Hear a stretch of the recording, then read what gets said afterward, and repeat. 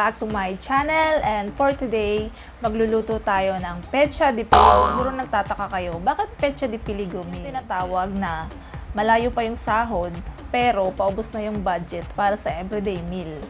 Siguro nawiwindang na rin kayong babudget kapag paubos na ang pera at malayo pa ang sahuran. Pero no worries, kasi tayong mga misis, madiskarte at magikera pagdating sa pagbabudget. Gaano pakalit ang sahod ng mister, nagagawa natin ng paraan na makapaghain ng pagkain na pasok sa budget, pero masarap pa din. Gusto ko lang i-share sa inyo ang pangmalakasan kong pecha de peligro, ang aking egg recipe.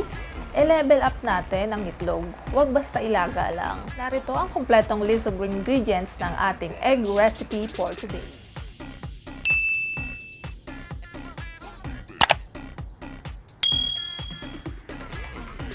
Tara, let's magluto na tayo.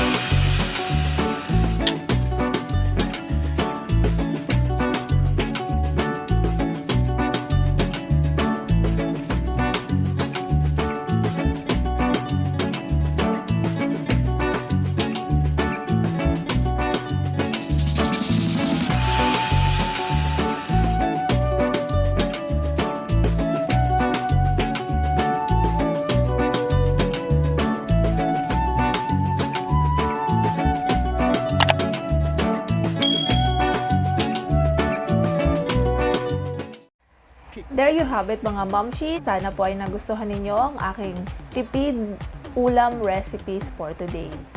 And sana po ay makatulong ito sa inyong pagbabudget.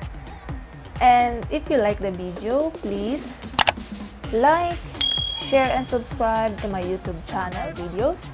And i-click nyo rin po ang aking notification bell para naman lagi kayong updated sa tuwing nag-upload ako ng bagong videos ko. That's it for today, everyone. Maraming salamat po sa panonood.